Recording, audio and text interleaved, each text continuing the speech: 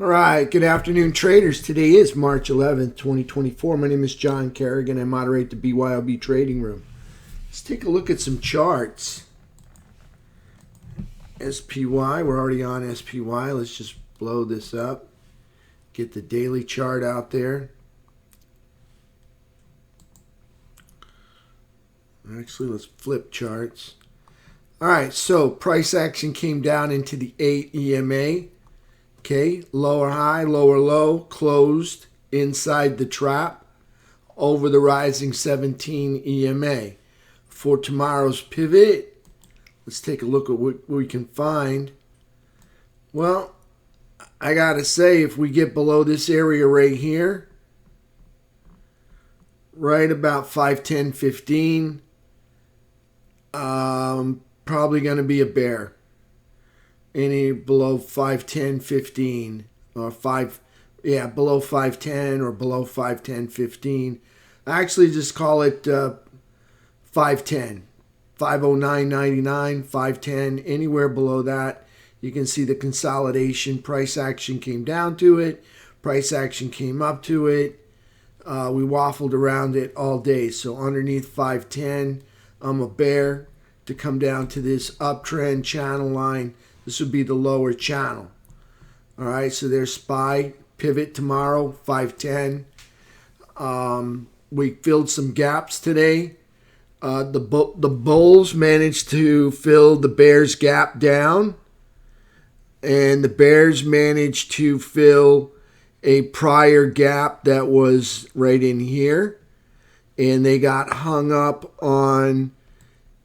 See all these tails down there? They got hung up right there at the beginning of this open gap. So we'll see what happens tomorrow. We got CPI. Here's the all-time high anchored VWAP. Money is coming out of the market. See the price action lower than the all-time high anchored VWAP. If price action gets up over it, that's an indicator money is coming back into the market. Okay, so there's SPY. All right, let's take a look at QQQ. We're going to go to the daily chart and get the daily chart out here. All right, so you can see Friday's price action bearish engulfing. Not much follow through on that bearish engulfing. We'll go back to SPY. Almost bearish engulfing, but they finished it off earlier this morning. Okay, but they managed to close inside the bullish trap. Back to QQQ. All right, got bearish engulfing and right into a doji candle. All right, doji candle closing underneath the trap just over the flat 17 on QQQ. Not looking real bullish, but the daily chart is still bullish. Not looking overly bullish, but got a couple of, you got a top here. Let's delete all that. So we got a top here, got a peak there. If you slid the price action together between this red one and the green one, you get a topping tail. If you took this green one and this red one, slid the price action together, you get another topping tail. Not quite a tweezer top, but you got a double top up there so far. But, you know, it's not that far away from consolidation, as you can see from right here and right there. Okay, so this is still bullish. All right, still in an uptrend. All right, so there's QQQ, still in an uptrend, but closing over the 17 EMA. We haven't broken this low. All right, if they break that low right there, then we're in a downtrend. Okay, breaking this low, definitely in a downtrend. Breaking this low, then we're in a downtrend. We're still in an uptrend.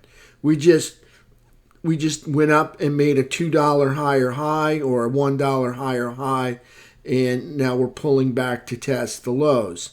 And it looks like to me with the doji candle, the lows may have held. So we'll see what happens tomorrow. Tomorrow we got CPI. If I didn't say it once, I'll say it again. All right, so here's IWM. All right, so here's IWM printing a new 2-year high on Friday, and you got kind of a bearish engulfing move, and they finished it off this morning. So IWM, lower high, lower low, closing inside a bullish trap over a rising 17 EMA above a trend line. IWM still in an uptrend. They haven't broken any lows. They're still in an uptrend. SPY still in an uptrend. QQQ still in the uptrend. All right, so we're still in uptrends. FNGU, different story here. Okay. See if I can get a different chart just for a second. Okay, so here's FNGU, put in a lower high here and then put in a lower low, so it puts it in a downtrend. What do you get with the downtrend? In addition to that, they made the 3 EMA cross underneath the 8, and you see the 3 couldn't get back over the 8. All right, so we had bearish engulfing on FNGU on Friday, and this is the follow through. Not very strong follow through. It's just a fat doji if you ask me, but it's in a downtrend so far.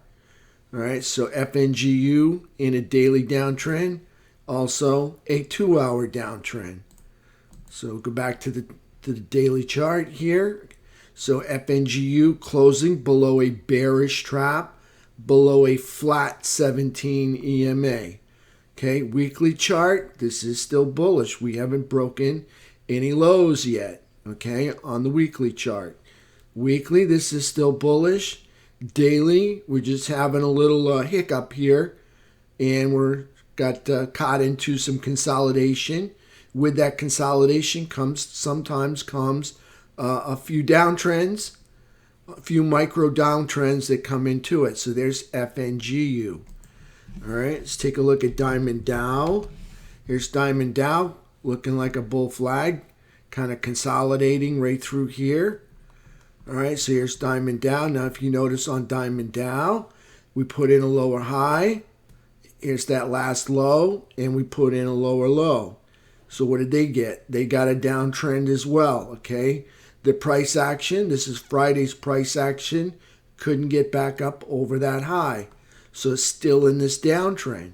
So Diamond Dow comes in today and challenges the prior low made right here. Notice if they were trying to make a lower low, they really failed because price came down and then rallied all the way back up into the flat 8 EMA up there. So actually closing over the engulfing candle that was done on Friday. So that's very good news. So we'll see what happens. But so here's Diamond Dow, lower high, lower low, closing inside a bearish trap and over a flat 17 EMA. All right, so I did IWM, right? Yeah, we did IWM. Well, let's do it again. All right, so here's IWM, bearish engulfing here, little follow through. Lower high, lower low, closing inside a bullish trap over a rising 17 EMA. This is still bullish. Not pretty, but it's still bullish. Okay, IWM has to break some of these lows down here. Here's the last low. This looks more like a consolidation. So once they break this low right here, then they'll be in a downtrend. For right now, still in an uptrend. All right, they're just having a little pullback, and they pull back to the 8 EMA. You can see lower high, lower low, closing inside the bullish trap over the rising 17 EMA. All right, let's take a look at SMH. SMH, this is semiconductors closing between the bullish trap and the rising 17 EMA. Let's take a look at our transports. Transports closing below the bullish trap, but above the 17 EMA. Still bullish there. Okay, let's take a look at XLF. It's our financials. Different story happening here. All right, financials got a lower low, lower high, but closing over on top of a bullish trap on a rising 17 EMA. Still very bullish here in the financials. Okay, so where are the financials in relationship to their all-time highs? Well, I think they're not far away. As you can see, we're up here right around 41.75, maybe 41.69, and we're at 40.72. So we've got about another dollar move, and they could be setting new all-time highs for the financials. All right, so let's go take a look. Back this off. Let's go take a look at our technology sector, because usually all these rallies are led by our technology sector. So here's Friday's price action after setting a new all-time high in the technology sector. XLK had a bearish engulfing, a little bit of follow-through in the morning, and then some recovery in the afternoon. So closing between the bullish trap and the 17 EMA, still bullish. This is still in an uptrend. We haven't broken any lows here on XLK. So XLK, uptrend. IYT, that'd be transports, uptrend. Technology, which is XLK, I just said it, uptrend. Okay, small caps, remember IWM, small caps and mid caps, still in an uptrend. Okay, financials, all right, still in an uptrend. See that? Nothing's broken yet. It just doesn't look pretty, doesn't look like we want it to look, but it's still working, all right? So XLF, financials working, transport's working, small cap, mid cap, still working, all right? All still bullish. Technology sector, still bullish. SMH, semiconductors, still bullish. We haven't broken any lows, okay? SMH, still in an uptrend, okay? The big one is the FNGU, but these are the big boys that they decided to weight the QQQ and the SPY with. They're in a downtrend. So they're experiencing some consolidation, maybe some pullback. We'll see what they want to do, but that's what they're going through right now. A whole lot of whippiness up here. So that's what's dragging the market down. This one right here, it's all these overweights right here. You can see we're getting a whole lot of like little mini bubbles. See the big bubble up there, big bubble. Now we're starting to get the bubbles get smaller, and then they get smaller, smaller, smaller, and now they're underwater right here. Okay, so that's FNGU. This is the one causing any and all of the trouble in the SPY and the QQQ. Other than that, everything else is bullish except the overweight ones. All right. So let's go take a look at the energy sector, USO. All right, so here's USO, price action, lower high, lower low, closing below, actually between the bullish trap and the flat 17 EMA right there. So still bullish. We haven't broken any lows except for maybe this one right here. It's hard to call it a low when it's not below the 17. All right, so maybe a low, maybe not. We haven't had a cross yet. We'll see what happens. Here's a low right here. If we get below that low, we're in a downtrend. So there's USO. UNG, nat gas. That was petroleum, USO. This is nat gas. Nat gas, lower high, lower low, closing below a bearish trap, below a flat 17 EMA. So this still in an uptrend, believe it or not. We haven't broken this low. Okay, not too pretty of an uptrend, but we still haven't broken this low. This is still in an uptrend, experiencing a pullback.